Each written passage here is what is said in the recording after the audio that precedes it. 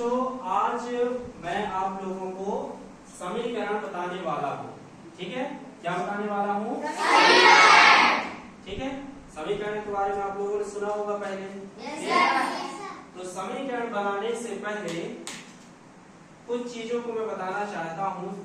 इसके पिछले अध्याय मतलब पिछले साल आप पिछली कक्षाओं में बीजी व्यंजक आपने पढ़ा होगा। क्या पढ़ा होगा?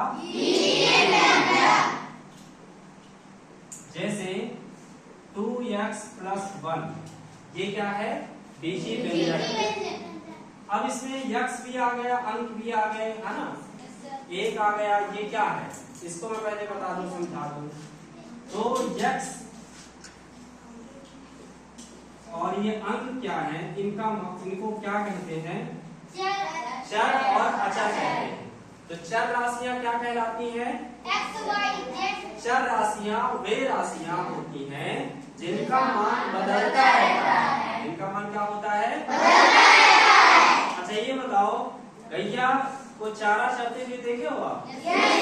गैया चारा कैसे चरती है? एक स्थान पर खड़े होके कि सब जगह बदलती रहती है? तो इतना ध्यान रखना है कि चर का मान बदलता रहता है। चर का मान क्या होता है? मैं ये उदाहरण गैया वाले से लिया हूँ ताकि आपके दिमाग में बात बैठी रहे।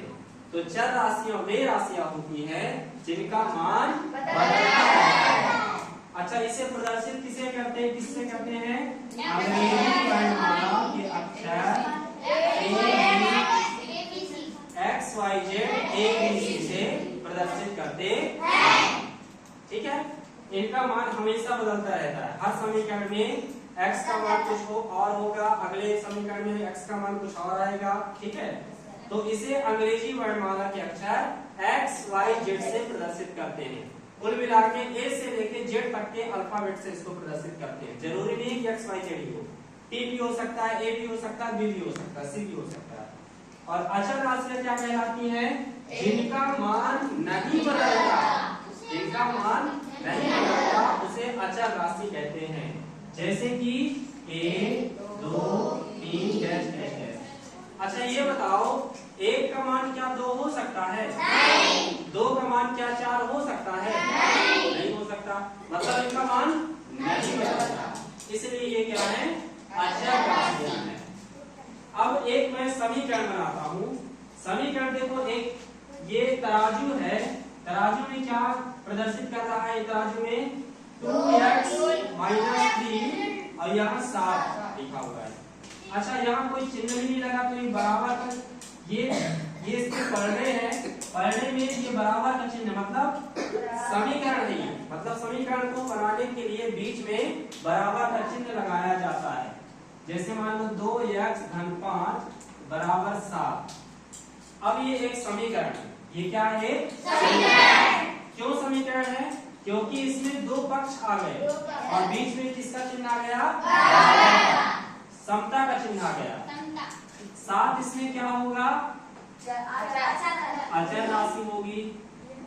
5 क्या होगा? अचर राशि होगी। x क्या होगा? और ये क्या होगा? अच्छा, अब इसमें बराबर के इधर साइड, ठीक है, बराबर की इधर साइड जो 7 है कौन से पक्ष में होगा? दाएं पक्ष में होगा, दायां पक्ष। और ये कौन से पक्ष में है? बायां पक्ष।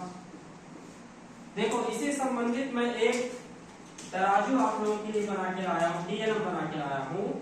अब ये देखो, इसमें क्या प्रदर्शित हो रहा है आप लोगों को बताना है।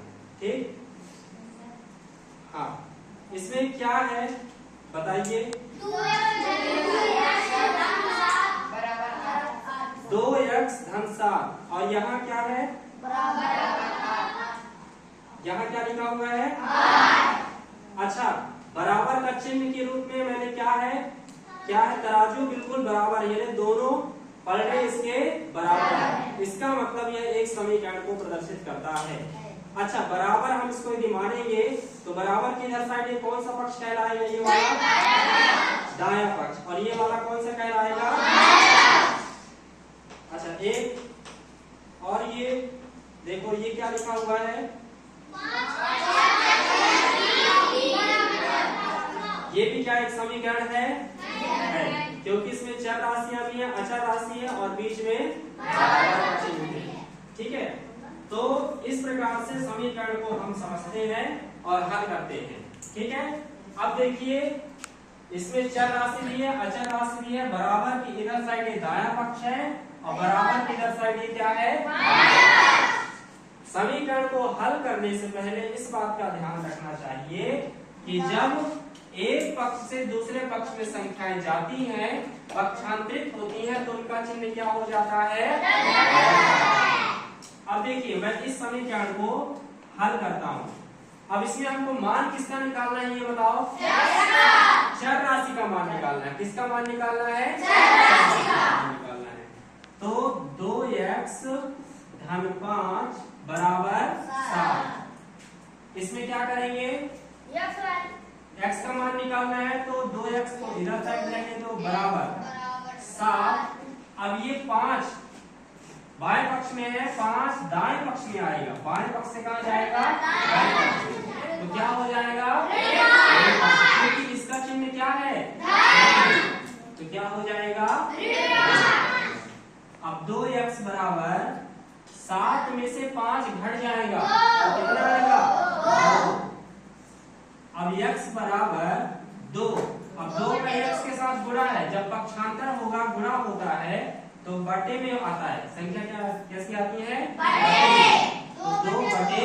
तो x बराबर क्या होगा, 2 एकम 2। तो x का मान कितना आ गया, 1। x का मान कितना आया, 1। अच्छा, अब हम इसकी जांच करते हैं। समीकरण हमेशा संतुलित होता है। समीकरण क्या होता है, हमेशा संतुलित। ये जो मैंने बताया, ये समीकरण हमारा संतुलित होना चाहिए, मतलब बराबर होना चाहिए। अब इसकी हम जांच करते हैं। जांच कैसे करते हैं, अभी हमने मान निकाला किसका, x का मान निकाला। x का मान कितना आया, 1। क्या हमने समीकरण हल किया वो सही है कि नहीं, इसकी जांच करना है हमको। तो चलो जांच करते हैं, देखते हैं। 2x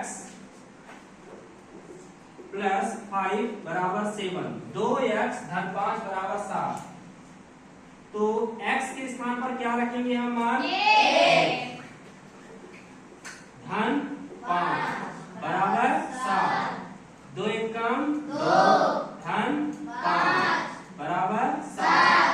2 और 5 जोड़ेंगे कितना आएगा, बराबर 7। इसका मतलब हमने जो x का मान निकाला है वो सही है। इसलिए कहा जाता है कि समीकरण हमेशा संतुलित रहता है। बाएं पक्ष और दाएं पक्ष दोनों क्या होते हैं, बराबर रहते हैं। तो इस प्रकार से ये समीकरण के उदाहरण मुझे बताई। आई होप आपको समझ में आ गई हो।